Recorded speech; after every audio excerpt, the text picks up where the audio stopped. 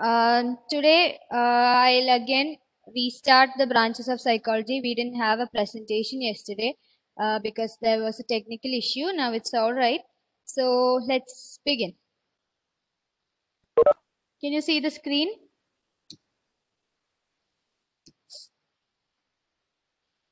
Yes? Yes, Can you see the screen? Yes, just a minute.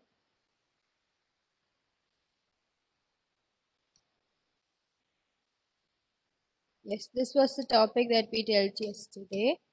And yes, in branches of psychology, the first one that we saw was cognitive psychology, which is all about these factors, which is language, human intelligence, perception, attention, memory, thinking, and problem solving. We discussed about the information processing model, right? We compared human mind to that of a computer. So similarly, those processes, how we store information, how we get information, how we retrieve information, how we recall information, how we transform or encode some information, all that is dealt with in cognitive psychology. Similarly, what is your memory span? How much pieces of information can you remember at a time? How many objects or how many stimuli to which you can attend to at a single time? Or how much for how much time? How long can you sustain your attention, or can you maintain your attention? All that is dealt with in cognitive psychology. Now, the next one was biological psychology, which we just started. So, biological psychology, it studies the relationship between behavior and the physical system, including the brain and the rest of the nervous system, the immune system, and genetics. Can you see this picture on the right side, everyone? Yes, ma'am. Yes. So here, a psychologist is trying to observe or evaluate or analyze this kid. What the kid is engaging in is something common, that is aggression or anger. He is trying to express his anger. So the things going through the biological psychologist is what? Genetics. That is one major thing. Whether this aggression or the anger behaviors, all these runs in the family or not. Then thus, the kid has any physical issues, any problems with his nervous system or maybe the immune system or any other organizational system of the body. Does he have any other problem related to it? Then the mental processes, that is the psychological factors involved. So biological psychologist incorporates all these factors, which the genetics, the physical system, the brain and rest of the nervous system, then the immune system. All these factors are taken into consideration by the biological psychologist when he is analyzing or observing the client or the patient, or any situation too. If he is supposed to evaluate a particular situation, whether a group of people also, he'll do the same. That is, he'll consider or focus or emphasize on these main factors, which are the genetics, physical system, the brain and rest of the nervous system, and the immune system. Okay. Then neuropsychology, it is a related field to biological psychology. It can be considered as a subfield of biological psychology. In that is in neuropsychology, what happens is it studies the role of neurotransmitters of chemical substances which are responsible for neural communication in different areas of the brain and therefore in associated mental functions. So here the focus is given for neurotransmitters or the chemical substances in the brain.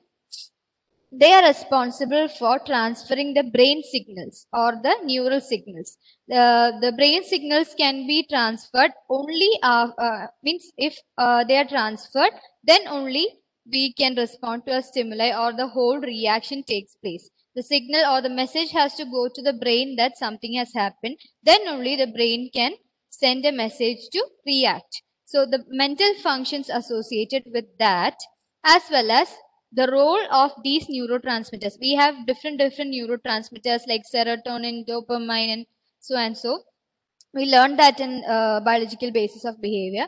So just note this, that neurotransmitters, which are the chemical substances in the brain, they have a particular role in the mental functions as well as our behaviors. That is mainly dealt with the field or the subfield of biological psychology known as neuropsychology. Okay? Yes? So, ma'am, if there is a block or any issue in this, in the path of this Neurotransmitters, there will be imbalance. Yes, that is what I told. Yes, ask me. even that can cause vengeance and anger, all this stuff. Yes, it can. There are certain neurotransmitters responsible for happiness. There are certain neurotransmitters responsible for stress reactions.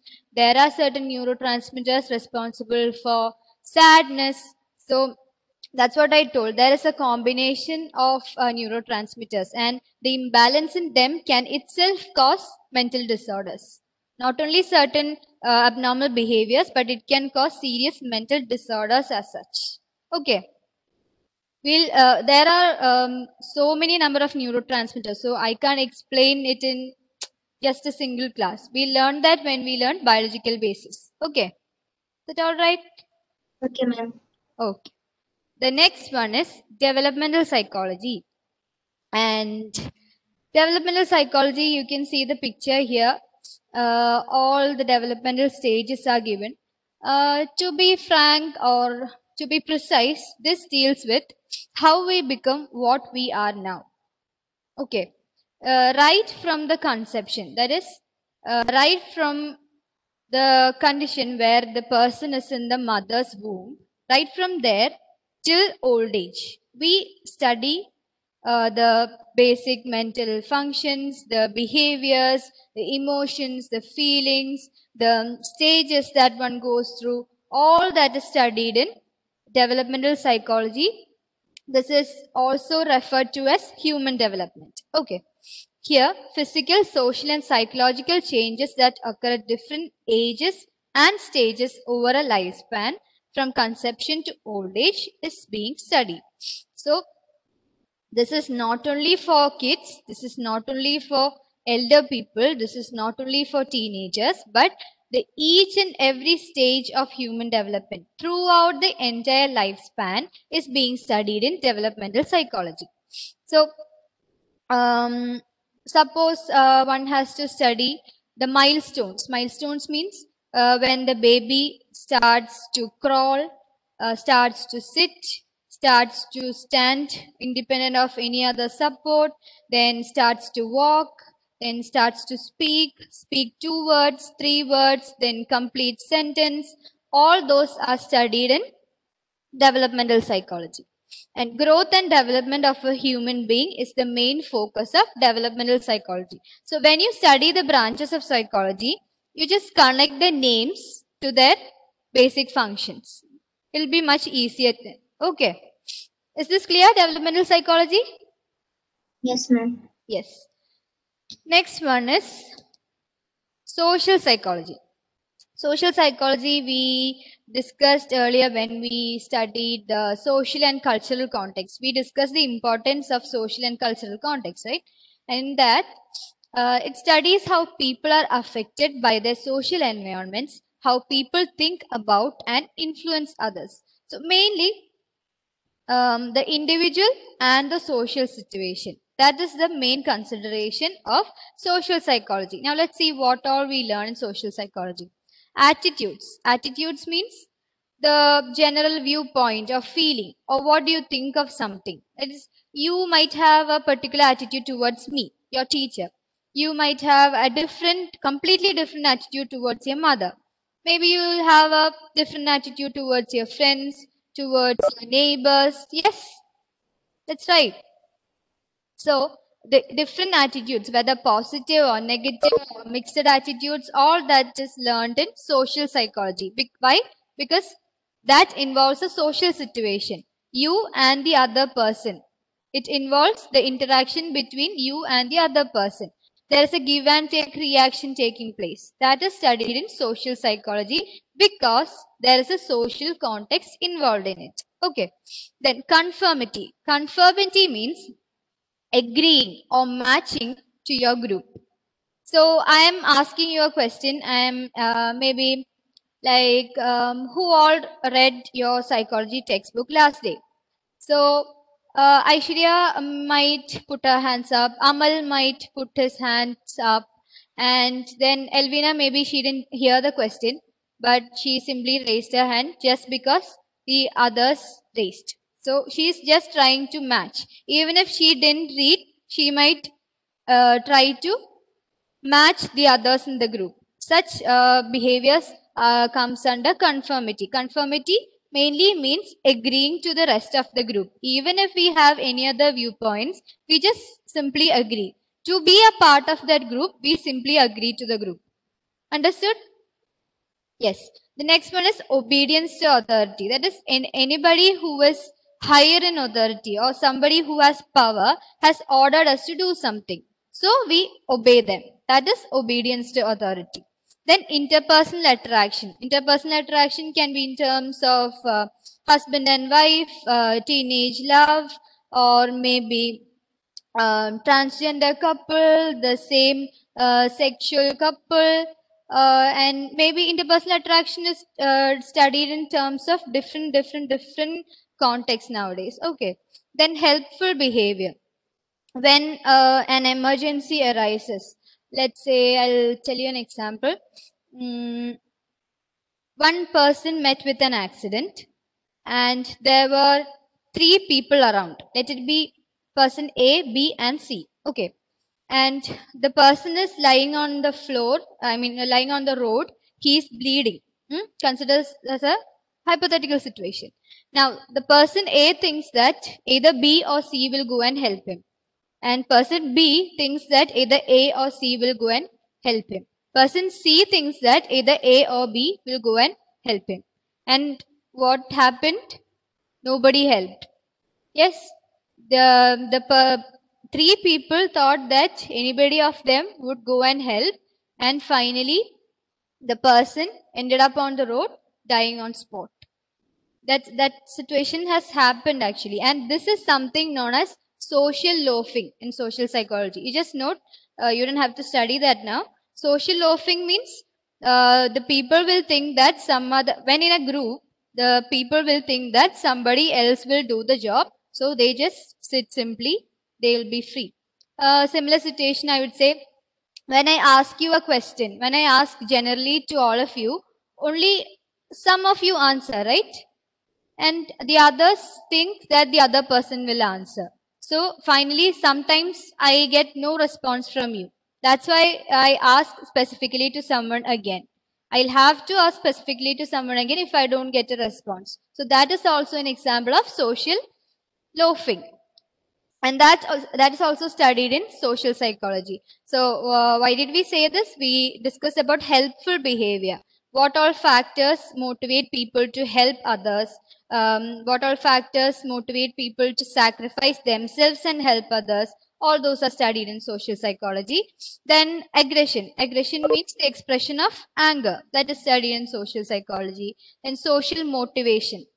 What motivates or what forces a person to do something in a society? That is studied in social psychology. Then intergroup relations. Intergroup relations means the relationship between the members of a particular group. So not only you, we as a whole is a group. We are a psychology group here. So intergroup relations between us is also a fact in social psychology. So basically, social psychology deals with all these concepts, and um, it is emphasizing more on how the social environment or the social factors influence people's behaviors, feelings, and emotions, and the other mental processes. The next one is cross-cultural and cultural psychology. Are you noting down all these? Note the names at least. Okay, I'll give you the notes anyways, but note down the names. Cross-cultural and cultural psychology. That is the next one. Everyone, please turn on your videos. Okay. In this, how culture influences thought, behavior, and emotions. Again, when we discuss the social and cultural context, we discussed about culture. What is culture? The traditions, the customs, the beliefs, and all that is uh, transferred or that is passed on from one generation to the other generation. So, the current cultural context that you are living in might be in some way similar to that of your forefathers or maybe your grandparents or your parents. Yes, they have given you certain customs and traditions. They have certain values or beliefs that they believed in or they followed. They have passed on that to you. So that is a part of your culture. Then human behavior is not only a reflection of human biological potential, but also a product of culture. So in biological perspective or the biological psychology, we focus more on the biological part, that is the physical systems and the biological basis of the behavior. But here, the outside culture, the culture that we have been following, or the culture that we live in, that has an influence on our behavior. So, behaviors are studied in a socio-cultural context in terms of this particular branch of psychology. So, the culture that we follow in India might be completely different from the culture that we follow in America. An example might be the drinking habits. Yes, in America and Western countries, the drinking habits or having drinks, alcohol and all it is a common factor in social functions. But in India, it is. I mean, the people who are following the Western culture might engage in such behaviors, but in certain areas of India, it is prohibited in social functions or it is not considered as a good behavior in Indian context. So that brings the cross cultural differences. Okay, next one is environmental psychology. So we'll just see which all did we learn. We learned cognitive psychology, that is based on this memory, attention, all those cognitive processes or mental processes. Then we learned biological psychology based on the physical system, genetics, immune system and all. Then we learned about developmental psychology, that is from the different stages, the milestones, how we grow old. That is how we become what we are in different stages from the childhood or from the stage where you're in the mother's womb till old age or till death. Then we dealt with social psychology regarding the social context that we learn. What we learn in this is attitudes, conformity, obedience, interpersonal attraction, helpful behavior, aggression, social motivation, intergroup relations. Then we learned cross-cultural and cultural psychology. Next one is environmental psychology. Note down environmental psychology.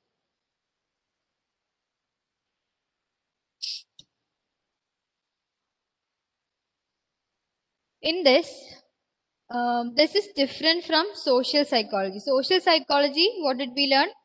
We learned how the societal factors, social factors, that is when you're part of a society, what all factors of that particular society or that particular group influences you. That is social psychology. Environmental psychology, it studies the interaction of physical factors like temperature, humidity, pollution, and natural disasters on human behavior. It also investigates the influence of physical arrangement of the workplace on health, the emotional state, and interpersonal relations. Here, the difference is, I'll give you an example. Consider two situations. In one situation, you are living in a very clean area where there is no much traffic, there is no much noise. You are having a pleasant morning.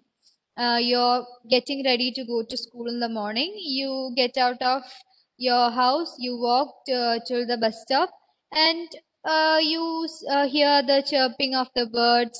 You can hear the squirrel making some sounds. Yes, and you are very pleasant in that morning. Consider another situation where you're staying in the middle of the city. Your house is in the middle of the city. There is so much of loud noises from the traffic as well as the construction sites.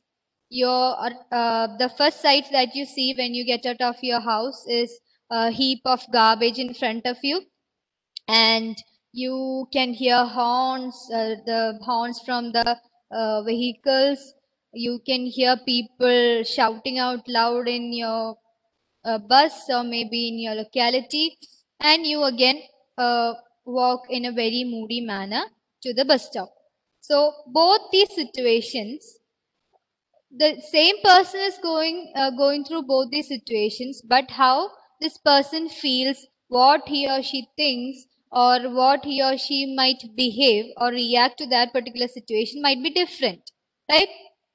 So the environmental factors, which is the temperature, the pollution, the humidity, if you're hit by a natural disaster, that area differs from another area. So the environmental factors, these factors might influence our behaviors or our feelings or our thoughts. That is studied in environmental psychology. And it also investigates the influence of physical arrangement of the workplace on health, the emotional state, and interpersonal relations. So environment not only involves things related to the nature, but also your workplace environment. If you're working in a particular place and it is very crowded there, there is no place to move, and you can hear what the other people are shouting and screaming about, then you won't have a peace of mind, right? So that is also dealt with in environmental psychology. That's about environmental psychology. Now we move on to health psychology. What is health psychology?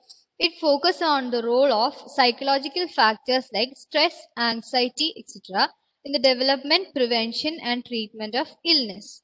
It includes promoting health enhancing factors, stress and coping, patient doctor relationships, etc.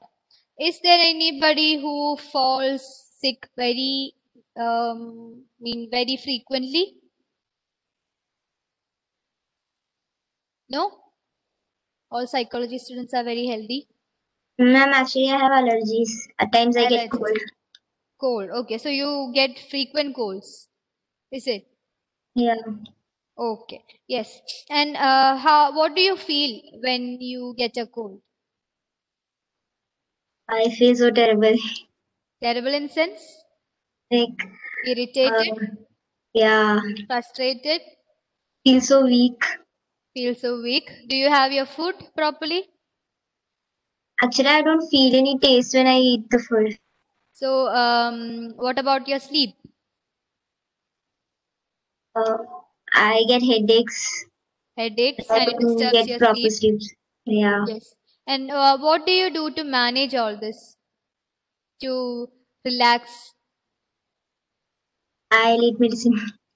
You eat medicine, and that's it. Yeah. After I eat medicine, I get relaxed. Okay, fine. Yes, thank you, Aishwarya. What happens in health psychology, or what the health psychologist deals with is, we have different types of illnesses. Yes, the one Aishwarya told about is allergies, frequent colds. Yes, that is not so serious when we consider some terminal illnesses like cancer. Yes, so a person with cancer and a person with cold. Who is supposed to be more sad or distressed? The one in cancer. Who told you so? Okay. It is common sense. We just think that the person with cancer might be very distressed. The person might be very sad about his or her condition. Yes, that's common sense. But psychology is not common sense. That is what we have learned in the initial days, right? So there have been many researches and studies, and people with cancer, they are also motivated to live, to somehow overcome their situation, somehow fight this terminal disease, and then they want to have a bright future too. Yes, And they, I'm not generalizing this to everybody, all the patients, but there are people who, with their willpower, try to overcome these situations and try to remain pleasant and happy. All these factors, what factors motivates them to fight against cancer? What factors motivate them to deal with their situations? Most of the people might be very down. They might feel very low after knowing that they have been met with a terminal disease. But it is not necessary that each and every person gives up. So all those factors that lead them or that motivates them, that forces them to increase their willpower to overcome all these negative situations are the main concerns of a health psychologist. So the stress and anxiety that we have, how do we overcome all these factors? They are dealt with in health psychology. In the pictures, you can see the diet, the lifestyle, the healthcare, the family history, the environment, exercise, stress handling, relationships, sleep, rest, hygiene, all these factors contribute to our health conditions. And all these factors are closely related to the psychological process also. So what we study is how these psychological factors influence the basic health of individuals. And it also include promoting health enhancing factors, stress and coping, patient doctor relationship. Yeah, there are patients who are not willing to follow the medical regime. Yes, they don't want to meet the doctor. They are not willing to meet the doctor. So in that case, what happens? The health psychologist comes into the scene. He tries to convince the person. He tries to look into the lifestyle, the health style of the person, tries to modify the diets, modify the sleep behaviors, the sleep patterns, then motivates him or her to exercise. Then obesity, that is also a topic dealt with in health psychology. Understood? Got a general idea of health psychology? Yes, ma'am. Yes. Then the next one, yes. Then in biological psychology and health psychology, both deals with both treats for the same. No, biological psychology, it deals with the system, the physical system, maybe any injuries in the body, any physical problems for the person, any neural problems, that is, any problems in the neural activity, brain activities, or maybe the genetics, the genetical factors, if it runs in the family or not. Health psychology is based on the health of the person, overall health of the person, in terms of the lifestyle, the daily lifestyle that he or she has, the food styles, the sleeping patterns, then the way he or she exercises, then the other health factors like food habits, then health and hygiene, and how the psychological factors influence these health factors are dealt with in health psychology. Understood the difference? Yes, ma'am. Okay. Then the next one is clinical and counseling psychology, which is a very common thing. And clinical psychology deals with causes, treatment, and prevention of various psychological disorders. Do you know any of the psychological disorders? The names? Yes, ma'am. Yes, tell me. Depression, Depression, then anxiety, anxiety disorders, yes. learning disorders, Learning disorders, okay. um, some more are there, I don't remember. Okay, enough. That's enough. Yes, so clinical psychology basically deals with causes, treatment, and prevention of various psychological disorders. There are more number of psychological disorders, and the treatment of this disorder, the causes, what are the causes, what led to this disorder, and how can all these be prevented. All that is dealt with in clinical psychology. Now, what about counseling psychology? It is somewhat similar to clinical psychology. It is the basis of clinical psychology, but this deals with a less serious problems like everyday problems in life. All those things are dealt with in counseling psychology. I'll give you an example. Like a couple had a fight. Okay, it happens in many families. So they come to a counseling psychologist. But if this continues for so many years, then they consult a clinical psychologist to understand if there is any disorder that is underlying these problems between the couple. So then the clinical psychologist might analyze both of them. They might undergo several psychological tests, and they might find out that the one of the couple might have an anxiety disorder. Maybe that's why the other person cannot adjust, or maybe somebody has a personality disorder. Personality disorder is very long lasting, and it is very difficult to treat too. So the partner might find it very difficult to deal with that.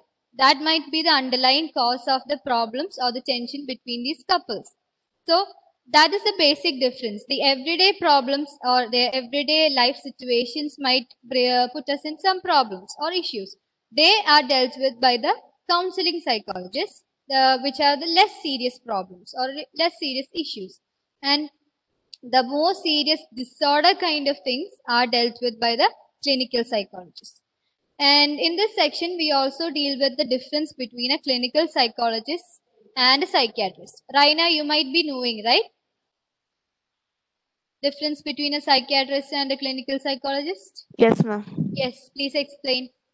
Clinical Help me. psychologists, like, they counsel and they have a speaking, and they speak to them and they counsel and they make them. And psychiatrists, they have a medical, they give medicines, injections, and they make them go in life.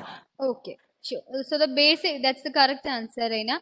The basic difference is psychologist, a clinical psychologist gets a degree in psychology, whereas the psychiatrist gets a medical degree. And he has practice in medicine. Clinical psychologists have practice in the psychological therapies. Okay, and only the psychiatrist is allowed to prescribe any medicine for the psychological disorders, while the clinical psychologist is not allowed to prescribe the medicine in India. Okay, in abroad, there are some places with certain license course where clinical psychologists can also prescribe medicines. Understood? Yes? Do you have any doubts? Yeah. Yes? Yes, Aishwarya, do you have any doubt? No, ma'am. Okay. Next one is industrial or organizational psychology. Note down the name, okay? Industrial or organizational psychology.